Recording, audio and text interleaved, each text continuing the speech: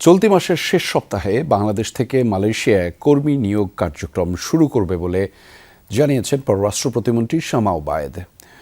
আইওএমের নিরাপদ, সুশৃঙ্খল ও নিয়মিত অভিবাসন বিষয়ক বৈশ্বিক চুক্তি বাস্তবায়নে জাতীয় কর্মপরিকল্পনার উদ্বোধনে এমনটাই জানিয়েছেন তিনি। এ সময় প্রবাসী কল্যাণমন্ত্রী জানিয়েছেন, নিরাপদ অভিবাসন নিশ্চিত ও প্রবাসীদের জন্য সুযোগ বৃদ্ধিতে কাজ করছে সরকার।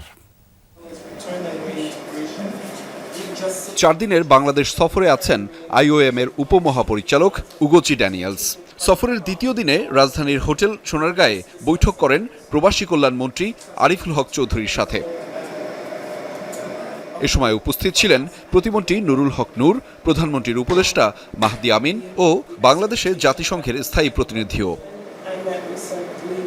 বৈঠক শেষে মাহদি আমিন জানান, বাংলাদেশিদের জন্য নিরাপদ, সুশৃঙ্খল ও নিয়মিত অভিবাসন নিশ্চিতে কাজ করছে সরকার।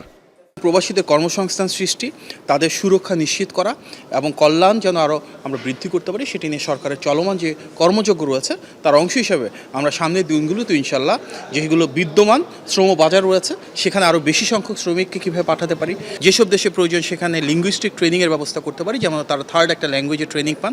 এই জন্য আমাদের যেসব টেকনিক্যাল ট্রেনিং সেন্টারগুলো রয়েছে মন্ত্রণালয়ের অধীনে প্রত্যেকটাকে নতুনভাবে সাজানো হচ্ছে। পরে নিরাপদ, সুশৃঙ্খল ও নিয়মিত অভিবাসন বিষয়ক বৈশ্বিক চুক্তির লক্ষ্য বাস্তবায়নে জাতীয় কর্মপরিকল্পনা 2026 থেকে 30-এর উদ্বোধন করা হয়। এ সময় বক্তারা নিরাপদ অভিবাসন নিশ্চিতে বাংলাদেশের বেশ কিছু অগ্রগতির কথা তুলে ধরেন। সবচেয়ে গুরুত্বপূর্ণ ধাপ হলো এই কর্মপরিকল্পনার কার্যকর বাস্তবায়ন। বাংলাদেশ ইতিমধ্যে প্রবাসী কল্যাণ, রেমিটেন্সের সর্বোত্তম ব্যবহার, প্রত্যাবর্তন ব্যবস্থাপনা, দক্ষতা উন্নয়ন এবং পুনর্বাসনের মতো ক্ষেত্রে উল্লেখযোগ্য অগ্রগতি অর্জন করেছে। তবে এখনও বিভিন্ন ক্ষেত্রে চ্যালেঞ্জ আছে। বিশেষ করে বিভিন্ন প্রতিষ্ঠানের মধ্যে সমন্বয় জোরদার, তথ্য আদান প্রদান বৃদ্ধি, নৈতিক নিয়োগ ব্যবস্থা নিশ্চিত এবং অভিযোগের কার্যকর প্রতিকার ব্যবস্থায় গুরুত্ব দিতে হবে। জাতীয় কর্মপরিকল্পনা প্রণয়নের পুরো প্রক্রিয়ায় বাংলাদেশ সরকারকে সহযোগিতা করতে পেরে আমরা গর্বিত। ভবিষ্যতেও জাতিসংঘের বিভিন্ন সংস্থা এবং উন্নয়ন অংশীদারদের সঙ্গে একযোগে আমরা বাংলাদেশ সরকারের পাশে থাকব, যাতে দেশের উচ্চাভিলাষী জাতীয় অগ্রাধিকার ও আন্তর্জাতিক প্রতিশ্রুতিগুলো সফলভাবে বাস্তবায়িত হয়। জাতীয় উন্নয়নে অভিবাসনের ইতিবাচক অবদান সর্বোচ্চ পর্যায়ে নিয়ে যেতে এবং বাংলাদেশি অভিবাসীদের অধিকার ও মর্যাদা সুরক্ষায়ও জোর দেন বক্তারা। পররাষ্ট্রমন্ত্রী জানান, চলতি মাসের শেষ সপ্তাহেই শুরু হচ্ছে মালয়েশিয়ায় কর্মী নিয়োগ কার্যক্রম।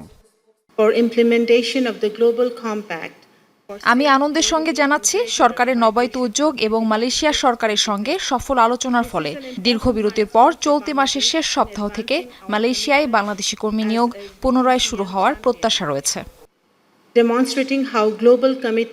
পাসপোর্ট রিনিউয়াল কিংবা দূতাবাসে কাঙ্ক্ষিত সেবার একটু প্রত্যাশা অনুযায়ী না পাওয়া, আমাদের এখানে আসার সময় এয়ারপোর্টে একটু ভোগান্তি, আশা করি প্রবাসী কার্ড চালুর মধ্যে দিয়ে এক্ষেত্রে আমরা একটা অগ্রগতি সাধন করতে পারবো।